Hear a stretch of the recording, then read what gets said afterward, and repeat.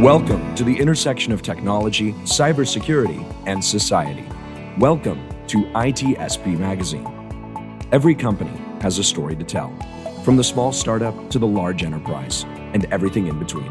This is one of them. Knowledge is power, now more than ever.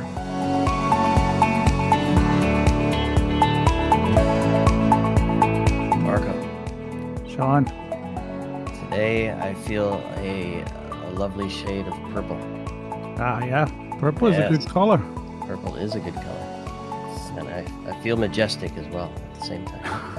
It is. It's a royal color. As a matter of fact, it's been used, I think, by kings and royal all over history. And I heard there is a knight in that color as well. There is a knight. We've actually spoken to the team who've, I don't know if crafted is the right word, but have launched the Purple Knight upon us to help us guard against all things bad in Active Directory, funny enough, the key, which holds the keys to our kingdom in many cases. So enough with the silly analogies. We had a great conversation with the team at Semperis talking about Purple Knight a while back, and around the launch of that offering, and a lot has changed, not just with the solution, but in the landscape and the use of the technologies that run who we are, what we are, and what we do within business in the form of Active Directory and ultimately Azure AD as well. So I want to welcome Dan and Guido to the show. Two new folks from Semperis joining us. Good to meet you. Good to see you. Thanks for being on, guys. Thanks for having us. All right. Gonna be a good chat. How about we start with presenting, or let you present yourself here, and then we will present also the knight. after you, though. Thank you. Let's start with you, Dan. Well, appreciate you having us. My name is Dan Lattimer. I am the Area Vice President for the UK here at Semperis. I've been in and around cybersecurity for a very, very long time, been in and around identity for a long time, and leading the business here for us in the UK. Guido. Hello, everyone, and thanks for inviting me to the call. Guido Grillenmeier. I'm the principal technologist for Semperis in EMEA, supporting most of our largest customers and, in general, our technical community. And that especially is around security evaluations, utilizing our tools such as Purple Knight and others. Love it. So let's take a look back, if you will, even a few years. I'd say, well, there's no question cloud has become mainstream, right? Everybody's transforming to a cloud, many clouds, hybrid clouds. And with that goes if they didn't start in the cloud, they have the transition from on-premises to the cloud. And one of those critical components is Azure, or Active Directory more specifically. And so kind of talk to me about some of the things you're seeing there from some of your customers. How are those transformations going? How are those transitions going? What's kind of changed in the past few years from that perspective? Yeah, there's a lot of change. There's always change in IT, but the same mistakes get made. I think a lot of the time we look at the future and look at these new technologies, new ways of doing things, and think that's going to fix everything. And don't get me wrong, there's a lot of value to it, but the old problems still persist. Most organizations will look at understanding who their users are and what they should have access to, and building policies around that. Normally, that information is held within Active Directory. It's an old solution. It's been around for a very, very long time. It was built for allowing things to connect to other things quite easily. That problem doesn't go away by just moving to the cloud or doing any of these kind of zero trust programs or anything along those sort of lines. The problem you find is that moving to the cloud, you're just bringing bad technical debt with you. We're moving through to AWS is a scenario that we see quite often. But what does that system connect back to understand who the users are and what the application should connect to? So you find this long tail of technical debt being dragged along into all these modern areas. So we're working with a lot of organizations to help reduce that technical debt and make that more easier to manage. let's also add that other aspect that's just a reality that companies face, especially those that have been around for a while. They started in the on-prem world and are then in the middle of a transformation towards cloud technologies. And those that are bound into the Microsoft ecosystem, often through Office 365 and Teams and whatnot, they are often then also considering Azure, and with that Azure AD as the next step forward. Now, the big thing that they are faced with that is an application migration to modernize the applications to actually utilize those new directories, since the name Active Directory and Azure Active Directory are similar, but the underlying technology for authentication of applications and users, absolutely not. So that's why it's the old applications that many businesses run on and rely on for years to come that keep them from actually, making the move away from the on-prem Active Directory for quite some time into the future, until the last application has been modernized and they've been migrated away from that. It's like running away from your problem, but you put them in the carriage with you. I use carriage because I'm already in the middle age here. As soon as you say at night, I go in a different world. But the world is the present world. So there is that metaphor of the knight that defends the castle.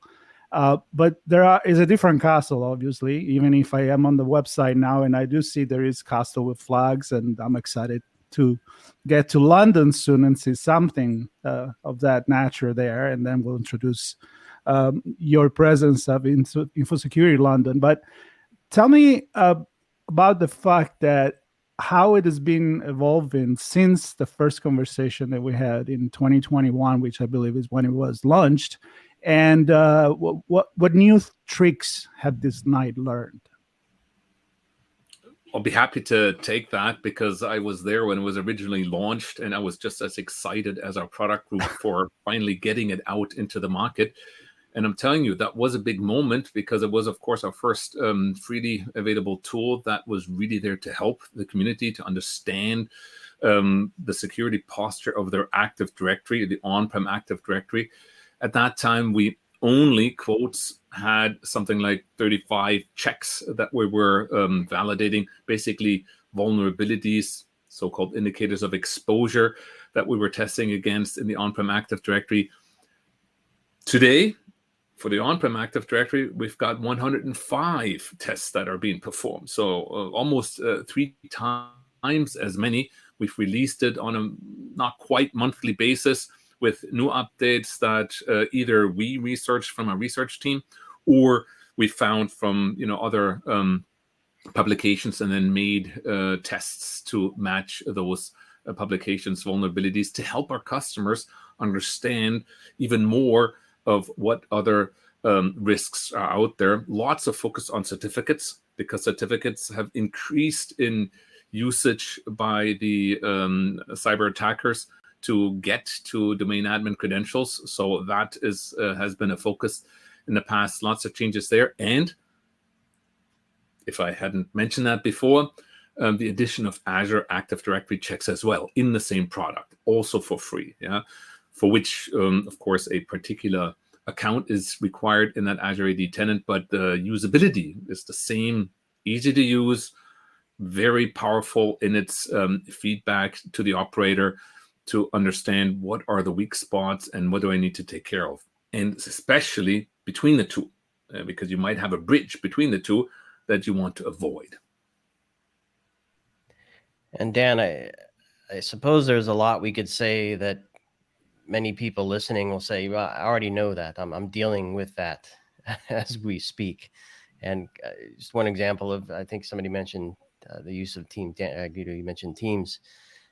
Is it possible for an organization to have on-premises AD for all their legacy stuff, and then implement a new feature that requires something like, let's say Teams, that requires Azure AD, and now they have this hybrid environment? So assuming something like that's possible, you can clarify in your response what that might look like. people recognize whatever their scenario is, but what are some of the things that they might miss in terms of, well, now I need to adjust my on-premises to account for this, and as I move or implement the Azure AD stuff, I need to consider these things because they don't look like the on-premises stuff, and I might not understand how this environment works. There's probably a lot in there, but if you can start to unravel that, that'd be great. So there's a couple of things here. So when someone is moving through to Azure, they still have to take some form of feed from their on-premise Active Directory. It's going to be very, very rare that you create something completely independent all on its own, because how is it supposed to connect back to the rest of your environment? So generally, if someone is moving to hybrid, they're still dragging some of that historical Active Directory configurations, etc., with them. The big challenge you find is that AD has been around for a long time. Organizations go through acquisitions and divestitures all the time. The user base is forever changing. Applications are coming and going. Your settings and your policies are updated constantly. It's very difficult to keep track of all of that, manage all of that in an effective way. And moreover, the skill gap around Active Directory is increasing year in, year out. So trying to find people that have the knowledge and the context of your environment and then be able to do that type of work in a relatively consistent manner is challenging. Also, being able to take all that information and do something useful with it is the next battle. So we've tried to make that as simple as possible, to do that analysis for our customers, give them that information, and then give them some real world actionable insight of how to actually tackle some of these problems and reduce that risk, without having to be an expert with an Active Directory to be able to achieve all that. Maybe I can add on that a little bit, because I think it's good to have an example. What Dan just mentioned is totally right. You're not started from scratch because you want to use the same user base. You know, it's your user that exists just once. It's a warm body, yeah, and that warm body, ideally, most companies work that way. Doesn't want to re-authenticate in 20 different places. That's where single sign-on comes in. So you want to actually sort of connect the accounts in the Azure world and the on-prem world. And that connection is happily done through Microsoft technologies such as Azure AD Connect. There's also the Cloud Connect. That's basically just one other way to synchronize your on-prem Active Directory into the cloud. And multiple mistakes can be made just there. Yeah. Starting with synchronizing your admin accounts from on-prem to the cloud and making them admins in the cloud. And that's the bridge that I mentioned. You basically, you reach in one, and then suddenly both environments are easily compromised. But another example that we find all over the place, and that's a warning that our Purple Knight tool would always pop up with, is the fact that there's a powerful account that you, through this syncing, have granted high privileges in your on-prem Active Directory. And that's the service account that is used to sync those two worlds.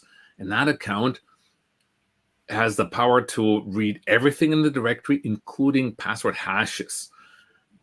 It's heaven on earth for an attacker to go after that account, because then you can also grab the so-called KRB TGT hash. Might be too technical, but it's basically the key hash that an AD requires to generate Kerberos tokens. And if you have that, you can generate your own. That's the golden ticket that hackers love to create. They're independent of your domain controllers then.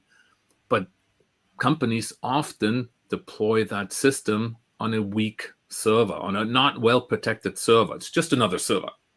Although that server where that account is on must be protected like a domain controller. And those are the warnings that we give with our tooling to make people aware, hey, this is critical. You have to consider how you manage this system, how you manage this account that has high privileges. Be aware of it. And once you're aware of a risk, you can actually do something about it, or you can choose to accept it. But ideally, you know how to handle it better. Got it. I'm going to let Sean go in some more technical question, but I'm thinking from a business perspective to get the big picture. So I'm going to go with Dan. we're in the elevator in the tower of the castle, and you have just the elevator pitch available for me.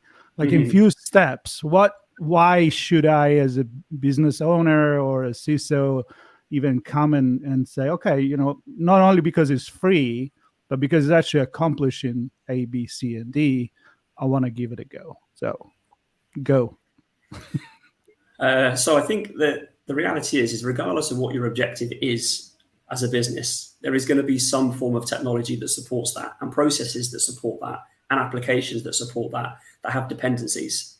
Active Directory is going to be one of those dependencies.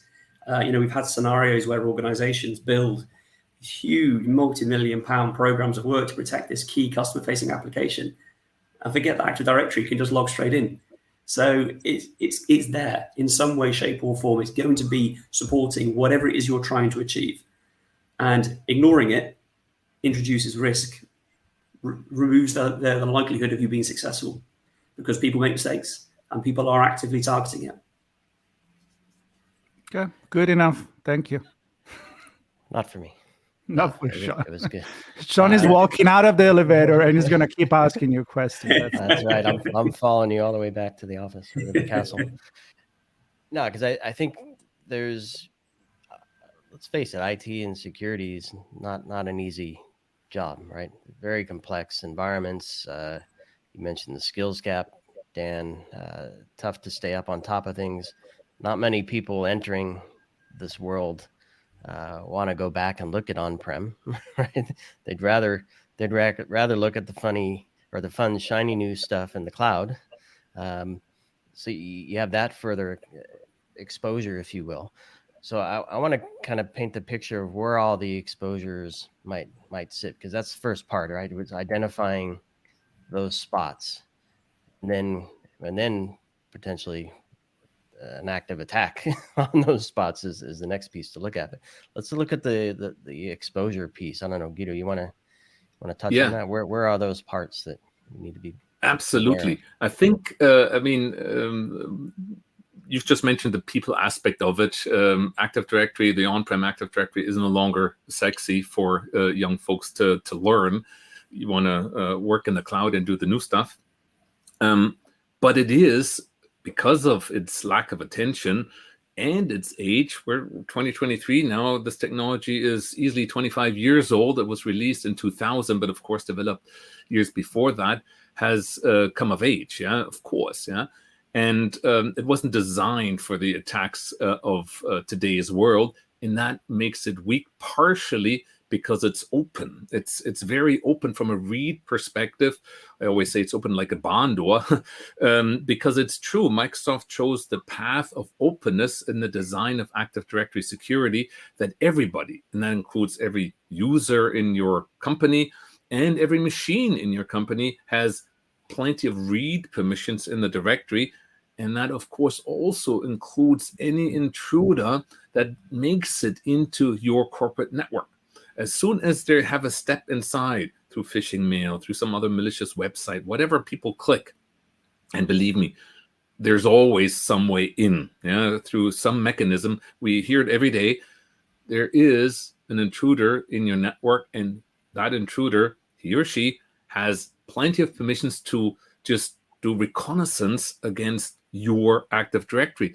That's exactly what they're going after, because when they find weaknesses in that, and I've just mentioned the DC sync rights of that highly privileged account, if they find it and it's on a not well-protected machine, hey, you go after that machine.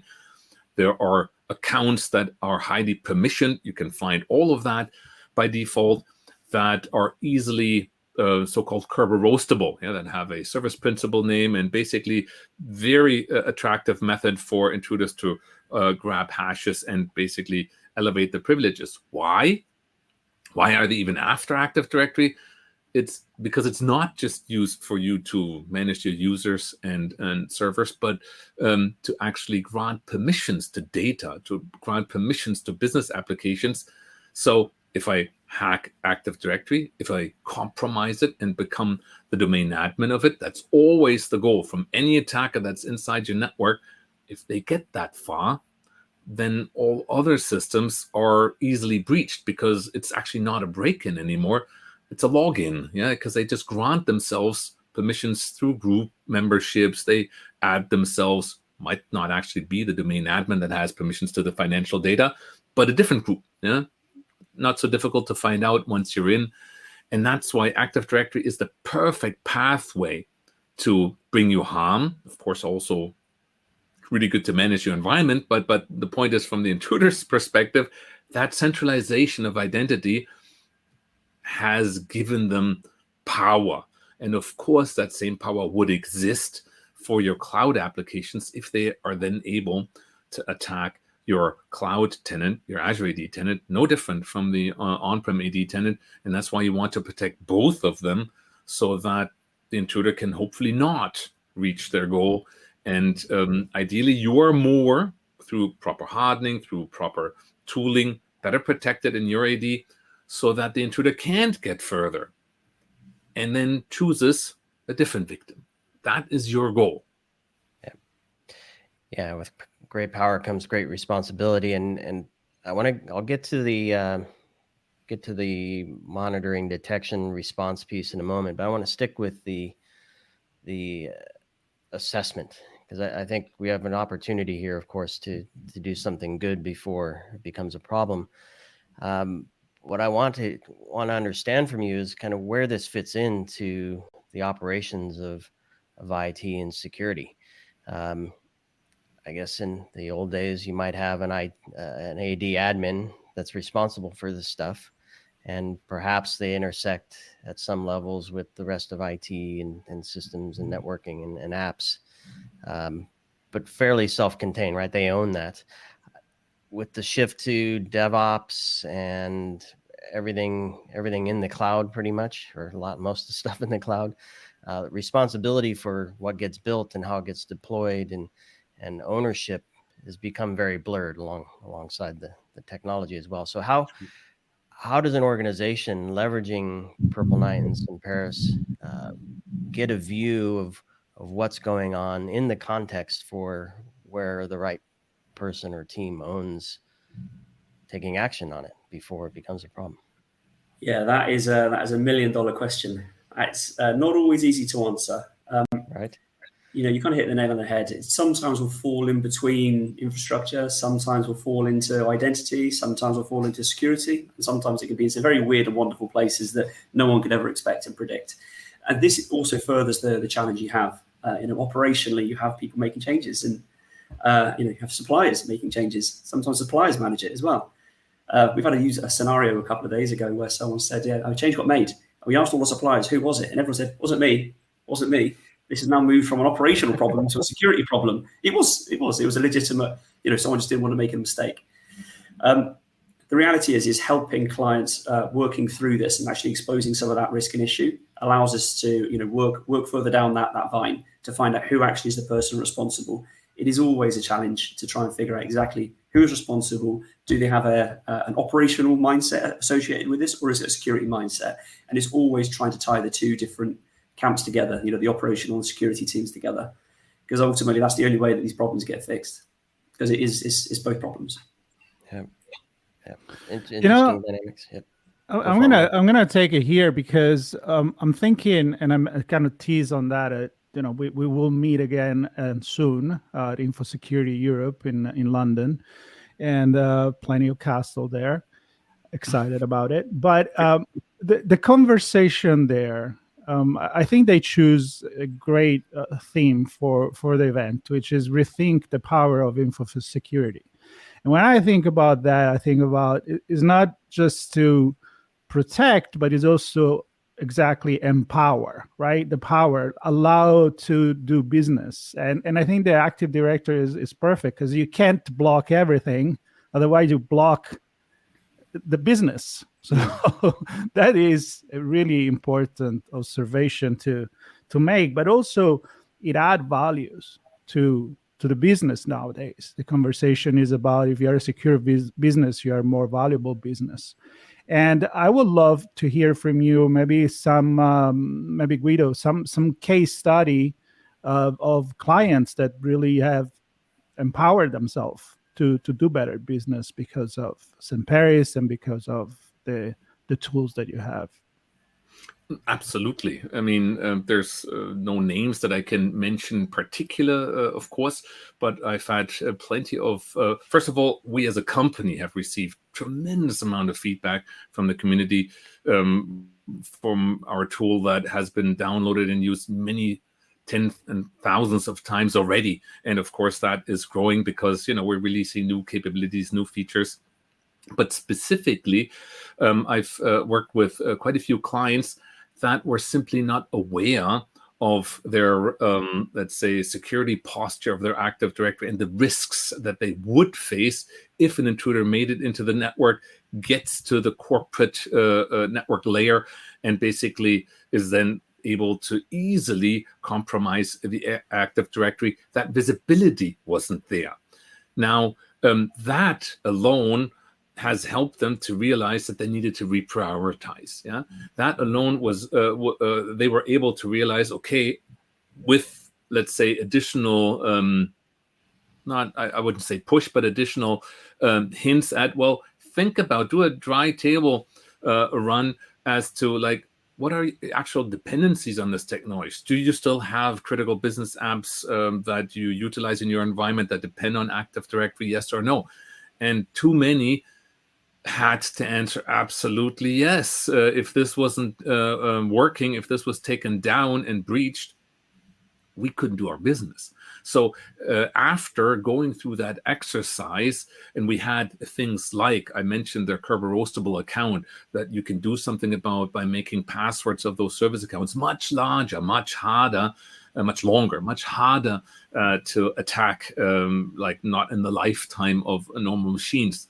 Let's disregard quantum computing here for a second, because that's a totally new risk in trying to crack passwords.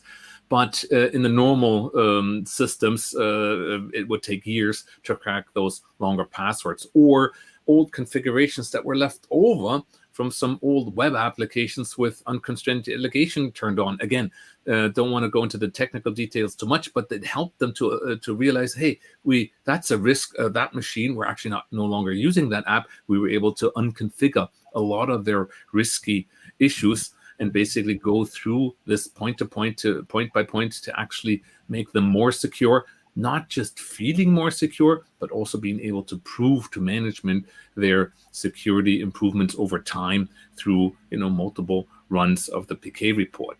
Now, often these customers then realize they need more for their Active Directory protection. Of course, we have professional tools, commercial tools to help them beyond that. But they're thankful for all the wealth of information and expertise they're already getting with a free tool. And I mean, great examples. And it just leads me to believe, and I'm going to encourage everybody to either connect with you in person in London or follow up with you after, because there's so much more that we can cover here in this conversation. But one of the things that I think Purple Knight does that is critical for an organization who hasn't really looked at this in depth is the indicator of compromise. And I don't know if this is the right way to look at it, but we talk about like an intrusion detection and prevention and endpoint protection. We look at false positives, right? Where things look like they're real attacks, and in fact they're not. So teams spend a lot of time tracking it down. It's not really an issue. Here, there's a potential for false negative, right? Where it looks like a legitimate login, looks like a legitimate access, yet in fact it's something bad taking place. So how do you help organizations, one, determine if there's something there that's bad already, and then ongoing look for activities that look legitimate but really aren't? Do you want me to take that? I'll be happy to give you a few thoughts on that. Dan can expand. You're touching on a very difficult point because, of course, first of all, Purple Knight is a tool that you spin up in the moment, and then you check the environment, and what we can find is traces of things that intruders have left behind, such as Mimikatz DC Shadow. it's clear signal of, ooh, this is nothing that you do every day in your operations. If there is traces of that found in your AD, that's typical in an intruder trying to persist in your environment. Now, often the attack is, of course, happening not inside Active Directory. It's happening on the endpoint, where companies haven't done the greatest in doing a proper tiering model that hinders a domain admin to log on to a normal end client. That's how most environments are breached. And then from that endpoint, the intruder simply steals the credentials, be it past the hash, past the ticket, doesn't matter. He becomes the domain admin and doesn't actually change anything in your AD. And you need to figure out by what they're doing if it is a legitimate task or not. And that's where our commercial tools come into play. That's not where Purple Knight can help much. Purple Knight can find specific changes that are suspicious, that shouldn't have happened. Also, injection of SID history is also a good example that an intruder might have tried by, using the SID of a domain admin group, of the domain admin group, injecting it to a lesser suspicious normal account. That normal account becomes a domain admin and you don't see it anywhere. Not in the domain admin group, hasn't changed, etc. So there are ways that we can find what intruders have done with your environment, and Purple Knight even helps there. But the act of the change we can only capture with active components in the environment, and that's again where a commercial directory services protector tool comes in. And that's the beauty of being able to make an audit on the spot, like real time, not what was 6 months ago. That doesn't help me much. I mean, it does help, better than nothing, but So we're getting to the end of this conversation, but we'll meet again soon in London. I mentioned a few times at the Excel London, there is InfoSecurity Europe. It's the 20th, 21st, 22nd of June. And I know you guys are there. So then you want to make a call to action to invite people to come and visit you guys to your booth where you are, and what they can learn there. Yeah, absolutely. Absolutely. Well, the stand is E62. We'll be there all 3 days. I'm more than happy to help, give you any and all guidance we can around Active Directory, securing it, and making your life a bit easier when managing it as well. That's the key, I think. Everyone wants an easy life. Right? Easy button. Fix it for me. More tech. That's right. Well, I mean, as things become more complex, it'd be nice to know that we have some help from folks like you and technologies to help people like you help us help our teams be more successful. Great conversation. Great to hear things are progressing and the growth of Purple Knight continues. And super cool stuff. And I'm excited to see you both in London along with the rest of the team, and hope to meet some folks there as well. Of course, we'll be chatting with you live on site to kind of get your feel for what's going on and what are some of the conversations you're having there. So we encourage everybody to stay tuned. Yep. And we'll include links to Purple Knight and Semperis and your profiles. So, and the link to your stand so people know where you are. So those listening and watching, you can grab all that information in the show notes. And Marco, I'm still feeling royal and purple. Good. I'm excited. AD at this point. I'm excited to get on the big metal bird, and get to London and meet a lot of interesting people there. Everybody interested in and with the same objective, which is to make our business more secure. So, looking forward to that. And for everybody, stay tuned. There is a page all dedicated to InfoSecurity Europe coverage on ITSPmagazine, and there'll be many more stories straight from the floor as well. We'll get creative there. So stay with us. Dan, Guido, thank you so much again. Take care. Thank you. We hope you enjoyed this conversation. If you learned something new and this story made you think, then share ITSPmagazine.com with your friends, family, and colleagues. We hope you will come back for more stories and follow us on our journey. You can always find us at the intersection of technology, cybersecurity, and society.